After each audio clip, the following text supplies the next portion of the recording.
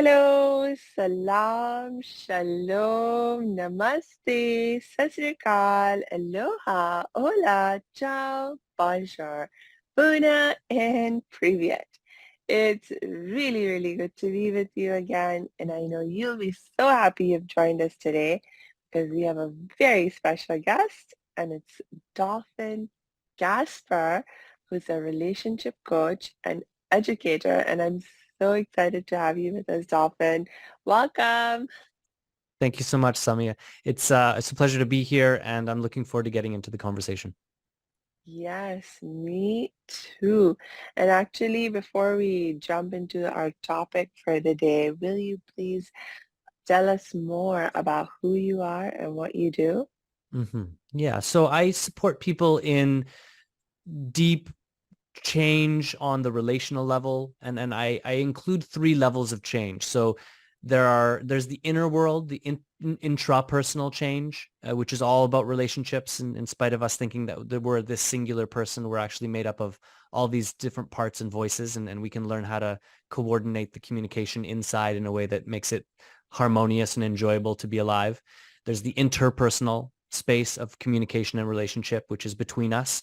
And then there's something I call the super personal space of relationship, which is if we are in a position of a leadership, of education, where we are creating the space within which others interact and relate, then that's super personal. And that all of them can be mastered with very simple principles. Now, the journey to mastery is long, but the principles that are at the heart of communicating well and creating relationships that really nourish us are actually quite simple. And so I bring this simplicity as an approach to creating change where most people think it's impossible. I think that's my magic, is where you think it's just impossible and it's just stuck and there's no way through.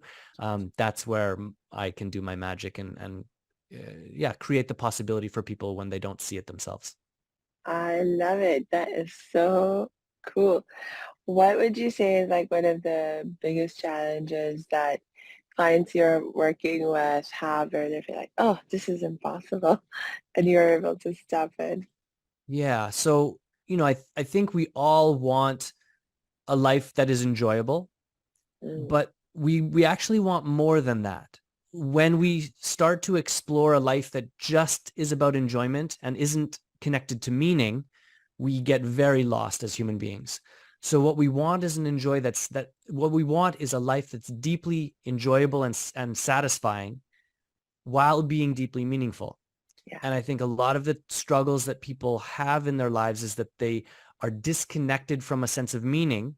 And Mm, then even if they get things that appear to work on the surface, in other words, things that appear to make the difficult things go away, or things that appear to make them have what society and their parents and everyone in their life has told them they're supposed to have to be happy, they find themselves still dissatisfied. And it's because in our world, we haven't done a good job, I think, particularly in the West, of supporting the development of the human being in a way where we are deeply connected to our reason for being.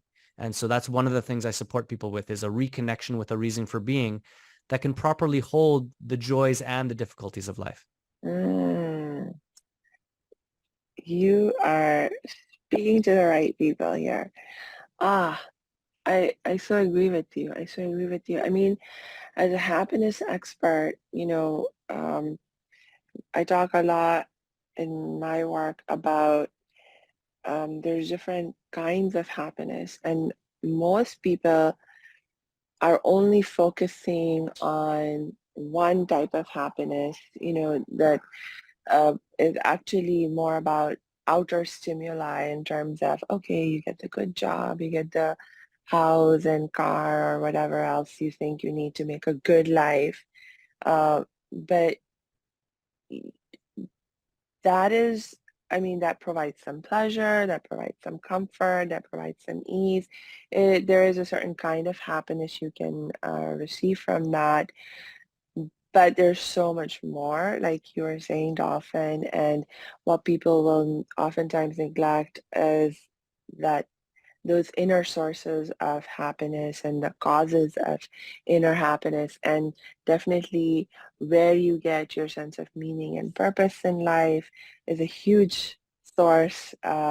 our sense of spirituality and spiritual connection is another huge source, making sure we're living in a way that's in alignment with our values and, like living in a way that's authentic to who we are. I mean, that's another huge source. And most of the time, we are not even taught to think about the fact that there are all these different sources of happiness that we need to sort of tap into and pay attention to and cultivate in our lives. Hey, thanks for tuning into this episode. Hope you're getting value out of it. For your information, this episode has been sponsored by the Happiness 101 program. Are you a change maker, coach, trainer, or healer? Are chains of fear holding you back from making the impact and income you desire? Using a unique combination of positive psychology and the spiritual wisdom of our most effective change makers, the Happiness 101 program helps you break through your limiting beliefs and manifest the abundance and success you desire with fun and ease. Interested? Book a free Happiness 101 exploration call with me, your happiness expert, Samia Bano. Just use my online calendar link in the show notes. Now, back to the show. Totally. I'm reminded of a podcast from Sam Harris. I don't actually remember his guest. I was just trying to look it up here. He was talking to a woman who's a happiness, Laurie Santos. Laurie Santos was talking about these two frames for happiness. There's being happy in our lives and being happy with our lives. And the happy in our lives is a kind of feeling of happiness. Like I feel good today. I feel I'm getting the things I want. I feel satisfied with a moment-to-moment experience of life. And then there's happy with our lives, which means when we look at our lives from a more contextual perspective, we're happy with the life we're living, which is much more intrinsic.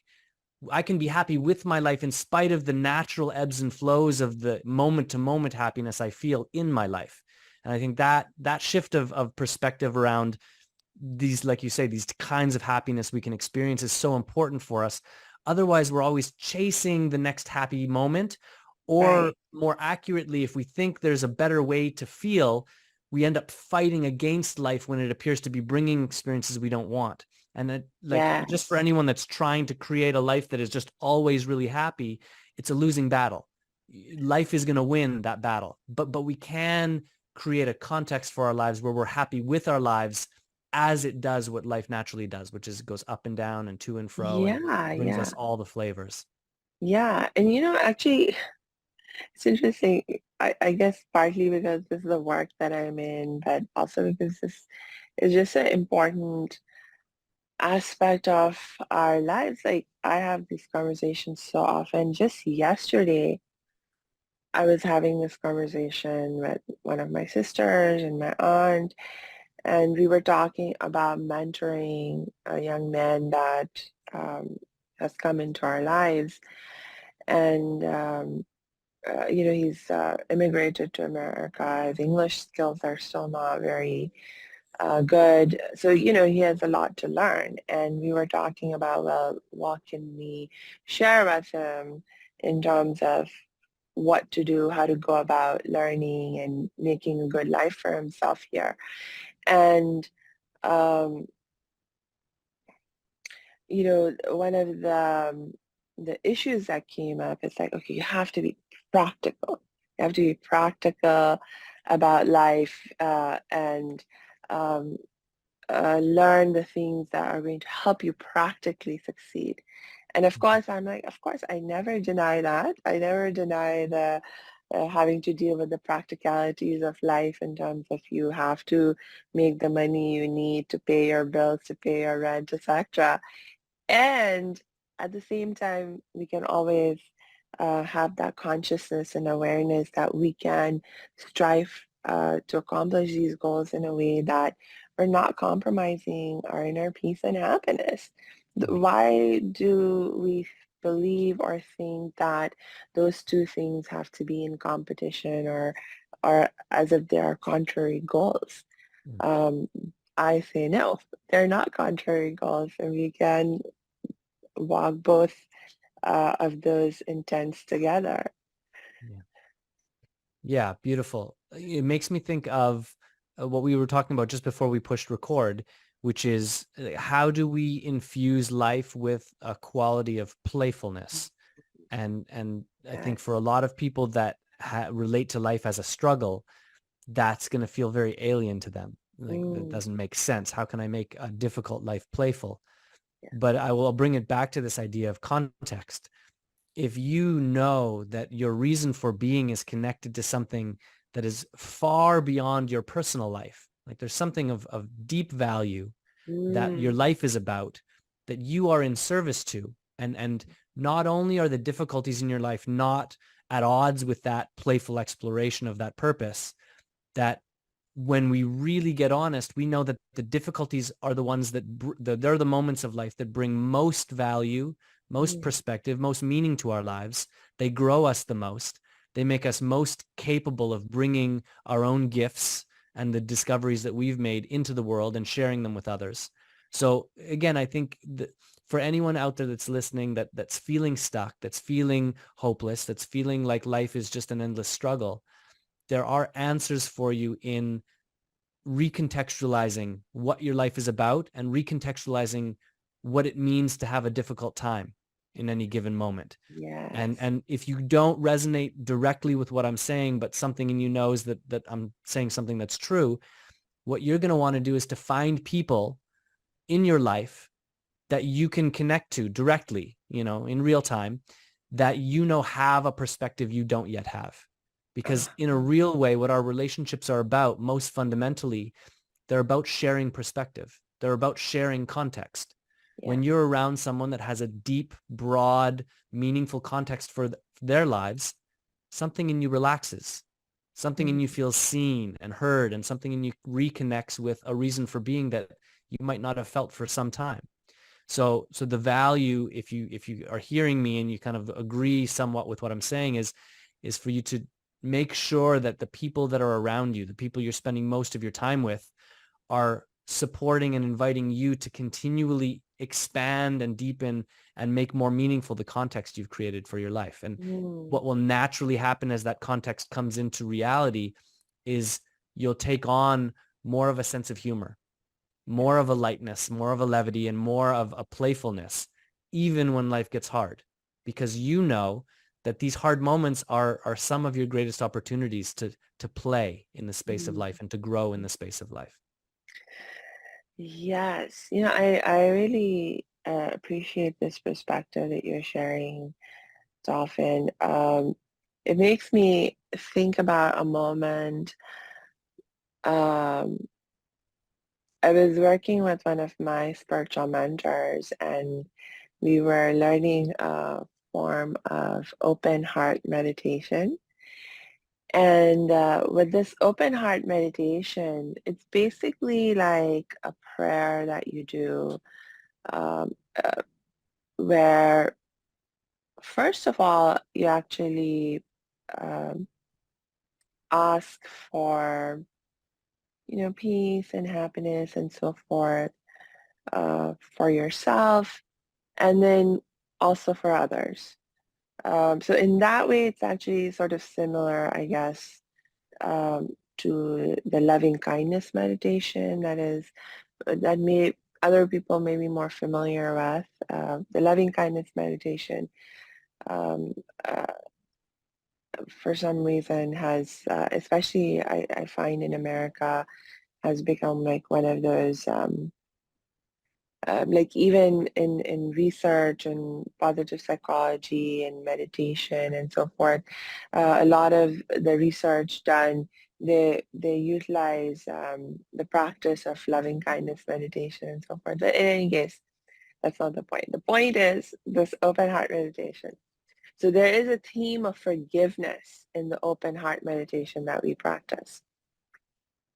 And one of the really cool aspects of open heart meditation is that our mentor, he's like, it's really important that you smile. You learn to smile and you practice smiling even as you're going through the meditative experience. And that's contrary to how I had learned meditation and prayer before, where I had always been taught that, oh, meditation and prayer, these are very serious things and you need to be very serious.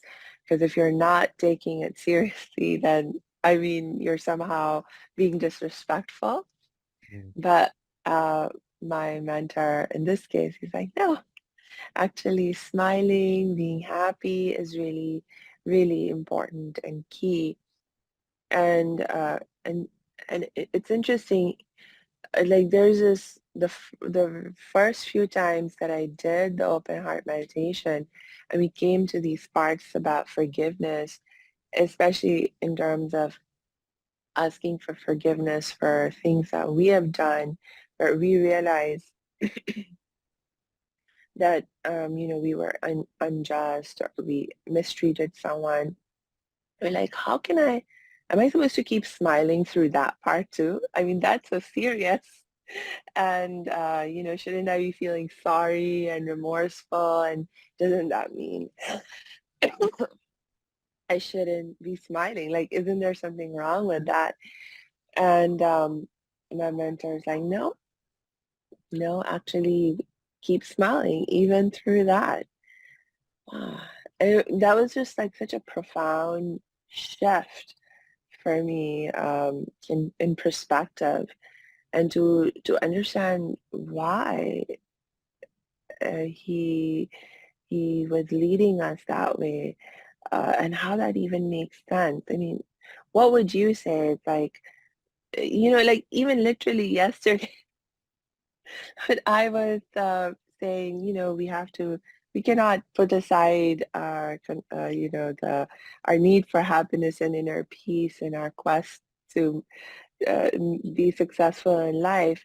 One of the arguments I heard back was, these are serious matters. He has serious responsibilities to take care of. He has a child, he has a wife. You can't be telling him to focus on having fun. So how do you respond? Yeah, well, I would talk to the beginning about principles and Yeah. and that if we try to approach and solve complexity with complexity, we just get lost. Mm, But one of the principles that I really love to introduce for people that I work with, just give this to your audience as a takeaway, is everything has value but not equal value. mm, And so then if we can let that in as a truth, everything has value but not equal value, then learning how to live well is an attunement to the real levels of value at play.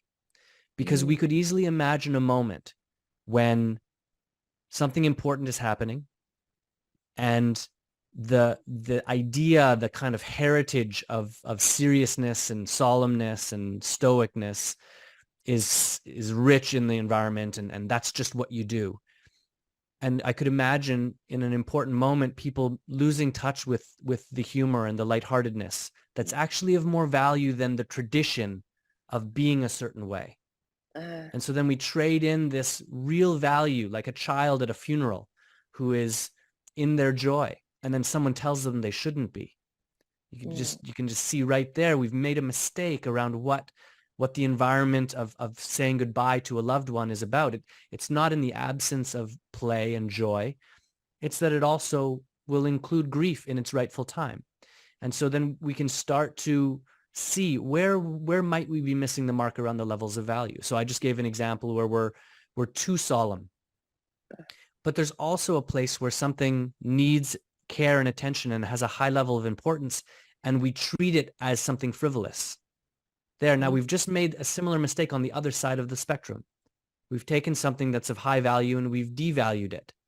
Um, we can make mistakes like this all the time. And so someone might ask the question, well, how do you get it right? And mm, we could easily go up into our heads and start making ourselves wrong and pointing out all the ways that we're missing the mark. Or we could begin to trust life more deeply. We could start to trust our body and our heart more deeply. I believe that life really knows what it's doing. This is another principle that I live by and that I educate and coach by. Life really knows what it's doing. And our first job is to become attuned to that knowing and to begin to be in service to it.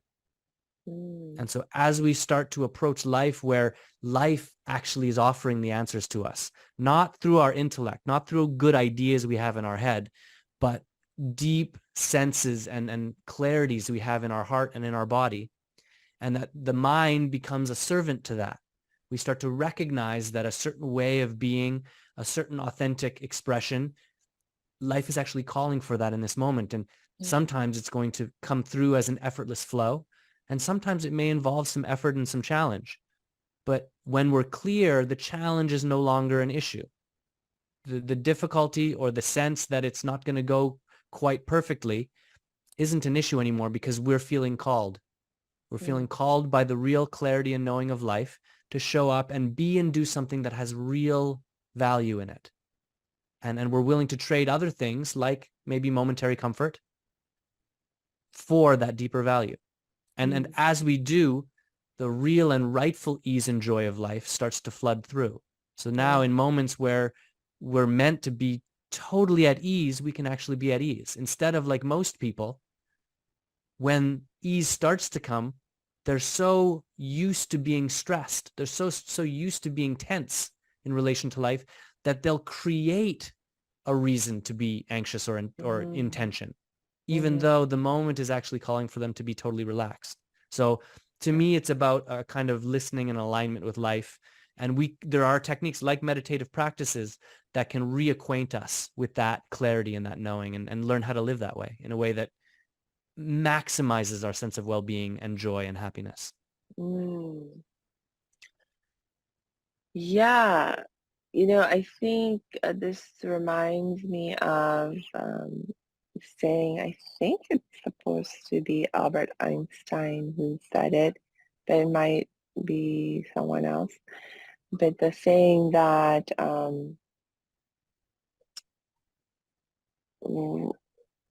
whether you believe the universe is a friendly place or a hostile place, that is one of the most critical decisions you will ever make, and that will determine the quality of your life. Because if you believe the universe is a hostile place, then you act accordingly. It's like life is short, ugly, brutish, and so you have to have that mindset then. I mean, if that's what life is, then you have to be always on guard. And of course, there's going to be lots of stress um, and in that kind of context, if you're not uh, ready and willing to fight, how are you going to survive? It doesn't even make sense. But if you can see, believe, know that the universe is in fact a friendly place, then, even in the midst of challenges or problems or what you may be perceiving as challenges or problems, you can begin to find the space for play uh, and hey, where is the ease? The universe is friendly, so where is the ease here? Let me find it. Yeah, and they can all belong. Like we would be silly to believe that there are no dangers in life. I have a 2.5-year-old son. I'm not going to tell him that there are no dangers in life. That's irresponsible of me as a parent.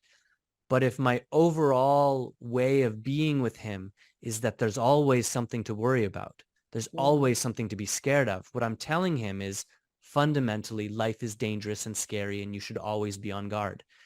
He won't be able to enjoy life from that place. He won't be able to create healthy, connected relationships from that place because he'll always be on guard against a pre-existing belief that life is fundamentally dangerous.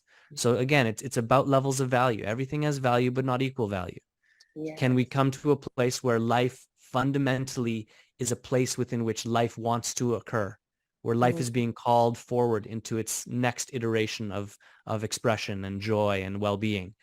And along the way, there are difficulties and challenges that really do require our care and attention, but only so much as they need. And so for me, living well, living a truly happy, fulfilled life is about recognizing where and when my care and my attention and my intervention is needed, and where I can genuinely relax and move in the flow of life and enjoy the whole journey. And then when we do that well, we live well. Yeah. So this actually makes me think about towards the beginning of when we started talking, you talked about like 3 different levels of change: the intra-change, interchange, super-personal change.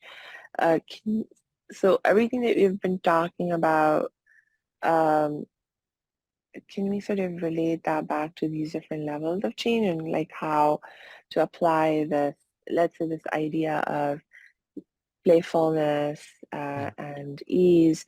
How do we implement that at the intra-change level, and then the interchange level, and then the super personal change level?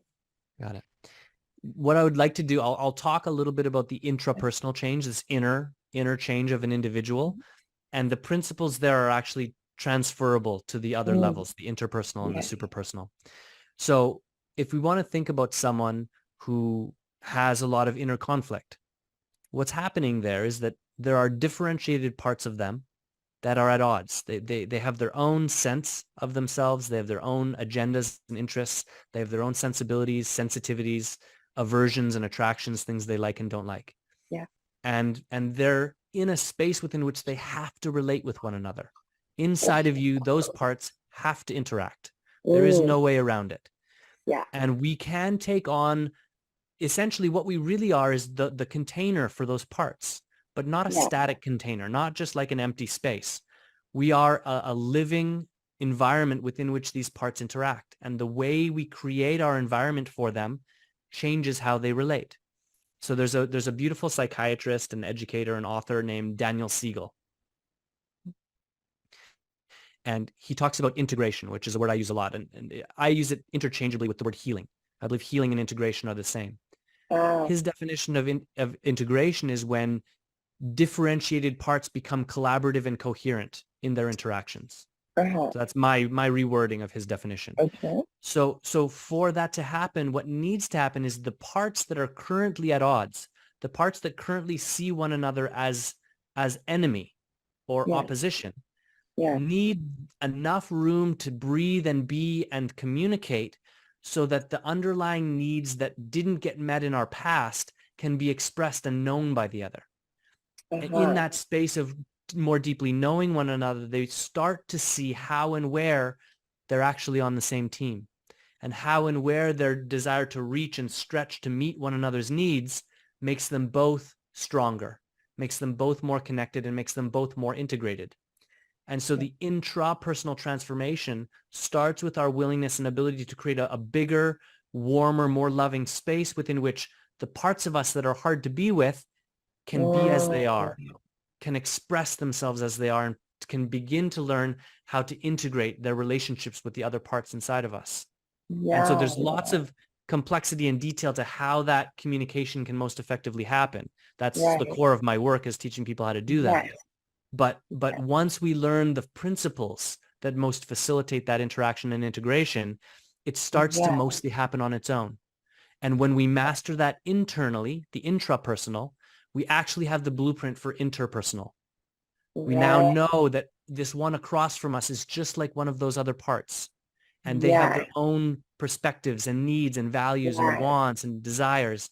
And our job is to figure out how and where a collaborative interaction here makes us both more grounded, makes us both more connected, makes our contribution more valuable. And then once we right, really master the interpersonal, we start to come into a space within which we can start to support others in that, which is right, woven into the human condition. Once we mm, grow into something, we naturally want to give it away to others that we love and that we're connected to. So Yeah. to me, life evolves and heals and grows from the inside out naturally. And it is our job to first learn how to be with these inner worlds, these inner parts, Yeah. and then to bring the blueprint, the intelligence that we learn there into our relationships and into the leadership we bring to the world. Yes. You just brought up so many interesting points. It made me think about, I mean, of course, I've experienced this kind of conflict where there's these different parts of me and they seem to be at odds together. And then, yes, by the time I come to to be at a place of peace within myself, um, you realize, both of these parts of me that seem to be at odds, they were actually both trying to help me in their own way. Yeah. I remember one time very vividly where like I was thinking about and trying to sort of uh, reconcile the part of me that has a deep need to be safe, particularly in the context of my relationships that I have in my life. And at the same time, the part of me that has a deep value to be compassionate and to be loving and forgiving. And the part of me that has a deep value for being safe was like so scared of being hurt that if I allowed myself to be vulnerable, for example, in certain ways with the people that I was interacting with, um, that I could get hurt. And so it didn't want to allow me to ask for help when I needed help. I mean, that has been a huge challenge for me growing up, you know. Um, but then at the same time, the part of me that wants to be more loving and, compassionate and kind and forgiving, etc., all of that requires that I be more vulnerable, that I be more open, and that I not just be like, okay, I will help you, but also be willing to receive help, And and and so it's like, yeah, it's been such an amazing. I mean, there are parts of it that I'm still working through now where I can fall. I recognize every once in a while I catch myself falling into the old pattern or the old bad habit. Um, but it's been like such a wonderful thing to actually first of all realize that, oh, I have these two needs and values and they're both beautiful and valid and they can be brought together. Yeah.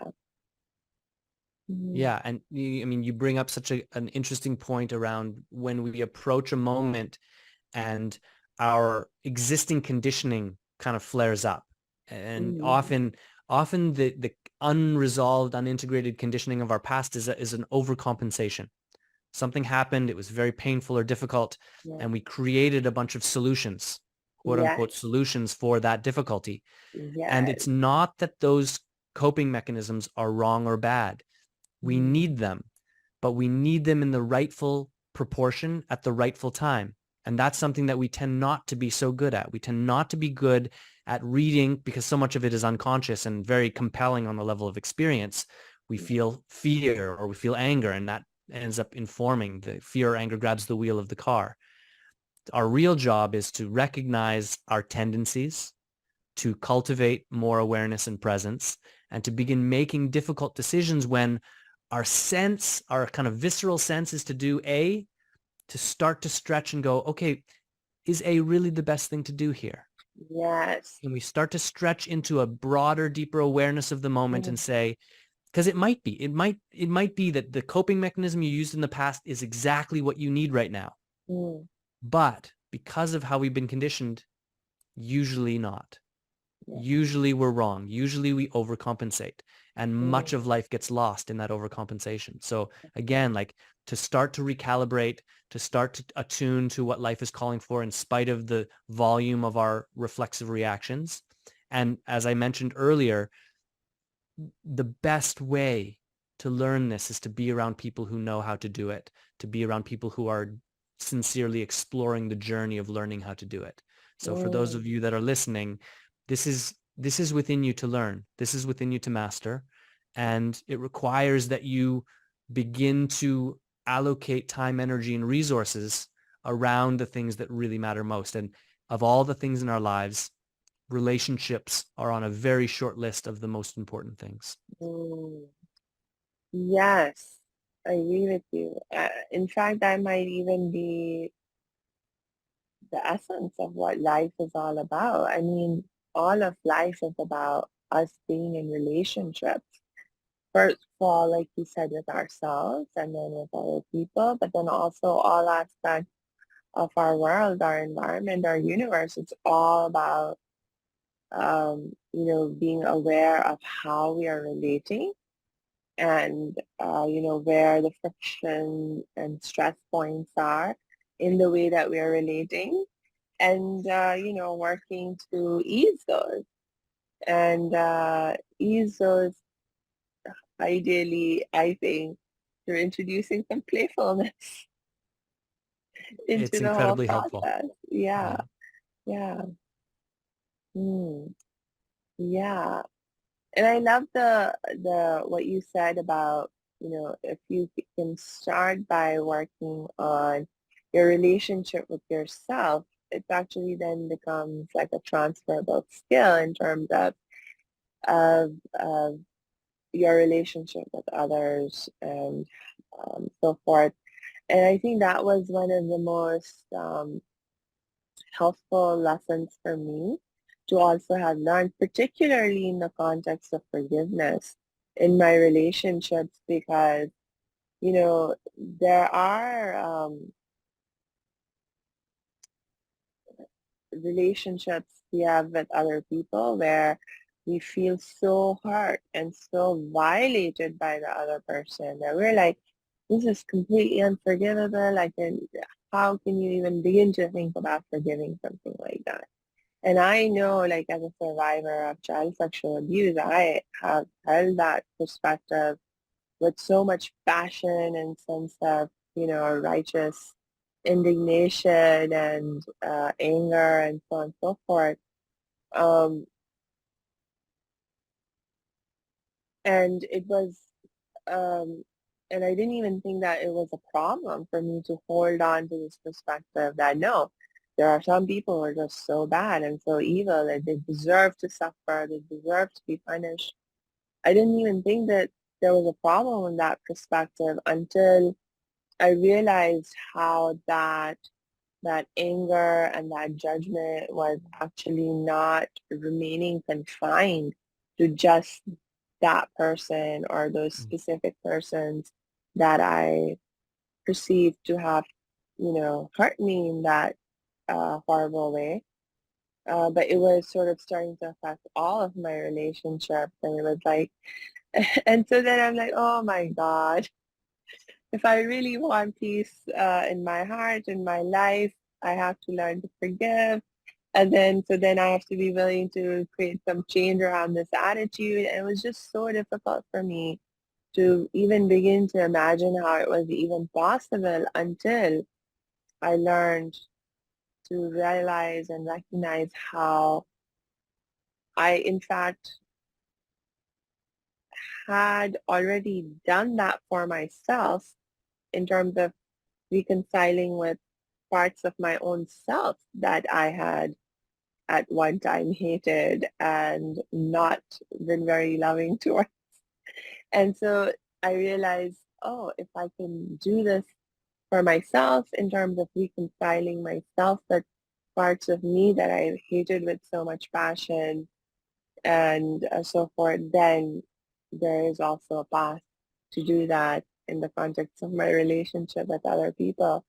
And Mhm. so it was such a profound lesson because you can be like, I think when I remember when I used to think about this whole challenge of forgiveness and reconciliation with someone else, I would be always holding in my mind the option of, well, I just won't have anything more to do with that person. I will just cut them out of my life entirely. And so there was this sort of backup escape plan. But when you're talking about your relationship with yourself, you can't escape yourself. Not really. And so if you want peace in your life, you have to learn how to reconcile at the very least with yourself. But the beautiful thing is once you learn to reconcile with yourself, then it becomes possible to do it with others too. Totally. Always from the inside out. And as you mentioned, once we grow past our very self-oriented way of being in life and relating to life, we actually get, not in some airy-fairy esoteric way, but in a real way, that other is us. Yeah. That one that we've been resenting and hating and holding things against and making wrong is not meaningfully different than us. And when you can find forgiveness for someone who has wronged you in a way like you're talking about, you are so much more equipped to support others in the world in forgiveness. It doesn't matter that much that you've learned to forgive the person who took the last tub of ice cream at the supermarket. You know, like, okay, great. That's fine. But that forgiveness doesn't go very deep. The deeper the forgiveness goes, the more we carry real wisdom around what gets in the way of forgiveness and what the real gifts of forgiveness are, and we can then share them with others. Yes. Oh, I'll probably have to invite you back, Casper, so we can do a whole episode on forgiveness because that is such a deep, deep topic and issue for us to face and deal with because my gosh, the depths that we can go into in the context of practicing forgiveness. I mean, uh, actually, uh, it's like it's something truly to be experienced. It's like it's difficult to to sometimes talk about these things, uh, like in the context of just theoretical knowledge.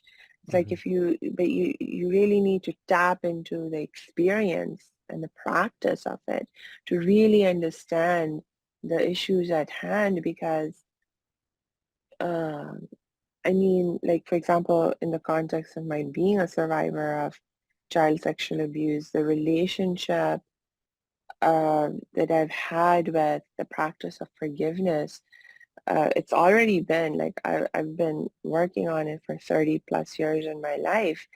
And it's so interesting. I would say like maybe about 10 years ago, I had reached a point in my healing journey where I felt finally like, oh my gosh, I'm in a really good place. Like I was feeling real sense of peace in my life. I was feeling a real sense of, finally I'm in control of my mental health and well-being. And I was like, I'm like in a really good place with forgiveness. Like I actually was like, oh, I think I've done a really good job in terms of I no longer feel angry at the person and I no longer curse him and wish him horrible deaths and all that kind of stuff. And then just like maybe it was 2 years ago, now that I happened to come across this person again because I had not seen him for many, many years. And the moment I was back in contact with him, like all this feeling and emotion, memories got re-triggered, and I suddenly found myself engaging in behaviors and thoughts that I thought I had already sort of resolved and dissolved, and and every time I saw him and I thought about him, it was like, here's the abuser, here's the abuser, here, and then I'm like, no, he's not just the abuser. There's more to him than the worst thing that I know him to have done, And so it's just so interesting, like you think you have forgiven and so forth, and then you realize something happens and you get re-triggered and you realize, oh, there's room for me to go deeper. Yeah. Well, that framing Yeah. that you just did there is so insightful and valuable, which is to the hatred, the animosity, the wrong making is about framing someone's existence within the context of the worst that they've ever done. Mm, And if you do that, what you will inherently do is you'll do the same with yourself. Whatever the worst you've ever done is not acceptable. You will dissociate and be disowned, or you will disown that part of you. yeah, And then there's no room for redemption. yeah, You've decided that person or that part is irredeemable.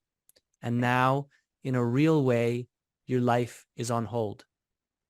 Where your life can go, all of the joy you can experience, all of the freedom that is really available to you is unavailable because you have locked in place an irredeemable aspect of life. And now it can't be redeemed. It can't come into light. It can't come into wholeness and integration and healing. So, I just love the way you stated that. It really kind of connected some dots in my mind and in my heart around the practice of forgiveness. And for sure, if we wanted to get back together and do a deeper dive into what forgiveness is, what gets in the way, and how we can make it happen, I would be totally open to that Ah, conversation. oh, awesome. Let's do that then. And I think actually, let's wrap up for today because I keep losing track of time because I'm having so much fun talking with you. Yeah. But I think our audience will appreciate you coming back so that we can really continue to talk. And then we'll have so much more ease in terms of not feeling pressured with time constraints and so forth. So, okay. I love this idea. Okay, so do you have any last thoughts or ideas or words to share with us for now?